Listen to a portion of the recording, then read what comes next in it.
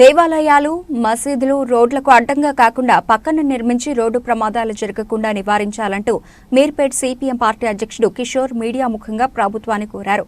కర్మన్ ఘాట్ దేవాలయం నుండి సాగర్ రింగ్ రోడ్డుకు వెళ్లే దారి మధ్యలో వేప చెట్టు వద్ద కొందరు గుర్తు తెలియని వ్యక్తులు దేవుడి చిత్రపటాలను ఉంచి రోడ్డును కబ్జా చేసే యత్నంలో ఉన్నారని మండిపడ్డారు. దేవాలయాలను రోడ్లపై కాకుండా ఖాళీ స్థలాల్లో నిర్మించాలని సూచించారు. దీనికి అన్ని పార్టీలు, హిందూ, ముస్లిం, క్రిస్టియన్ మత పెద్దలందరూ సమన్వయంతో ఆలోచించి రోడ్డు ప్రమాదాలు జరగకుండా చూడాలని కోరారు.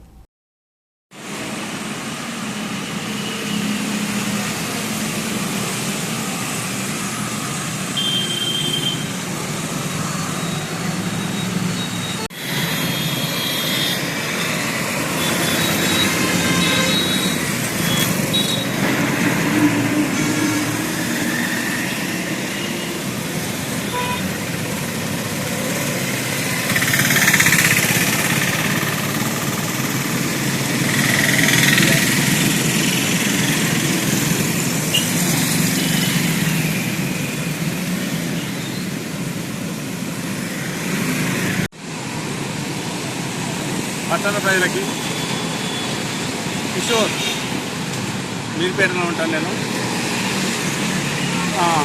CPM party. ఈ సందర్భంగా నేను మిమ్మల్ని మాట్లాడాల్సిన అవసరం వచ్చిందంటే, నిన్న ఒక పెద్ద ప్రమాదం తప్పిపోయింది. ఒక యాక్సిడెంట్ అయ్యి 2-3 చనిపోయే ప్రమాదం. అదే కాకుండా మొన్ననే ఒక డీసీఎం కూడా ఇక్కడ రోడ్డు పెద్ద అనుకుని వచ్చి అక్కడి నుంచి చూసుకుంటూ వచ్చి ఇక్కడ రైలు పరిస్థితి ఉంది. దీన్ని నాకే యాక్సిడెంట్, నేనే యాక్సిడెంట్ చేసే పరిస్థితి వచ్చింది. దాన్ని ఏం సమస్య ఏంటని చూస్తే,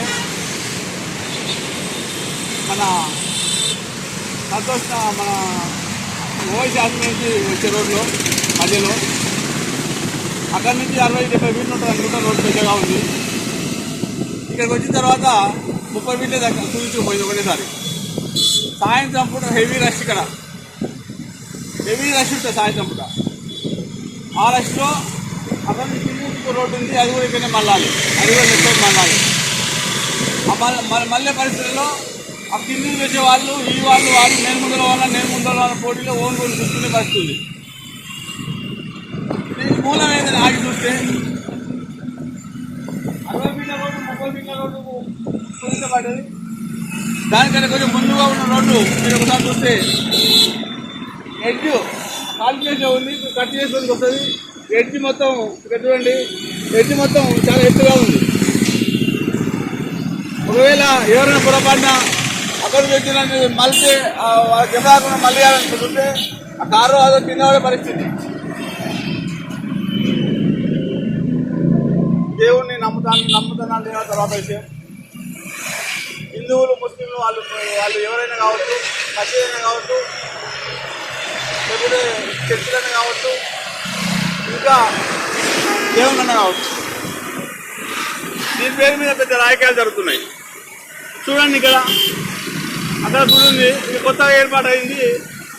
ఇంకా ఆక్యుపై చేయడానికి వరకు దీన్ని ఆపి రోడ్డు ఆక్యుపై చేయడానికి గుడి వాళ్ళు ప్రయత్నం చేస్తున్నారు. ఎన్నైనా నుంచి గుడి అప్పుడు ఎంత ఉన్నదో అందరికీ తెలిసి దగ్గర ఉన్న వాళ్ళకి, అప్పుడు ఎంత ఉన్నదో అందరికీ తెలిసి ఇక్కడ ఉన్న వాళ్ళందరికీ, రోడ్డు మీద వాళ్ళందరికీ. ఇక్కడ ఇది ఫోటోలు పెట్టిన చెట్టు పై చేసిన తెలుసు. ఉదాహరణ మీరు ఎవరైనా ఆలోచించండి.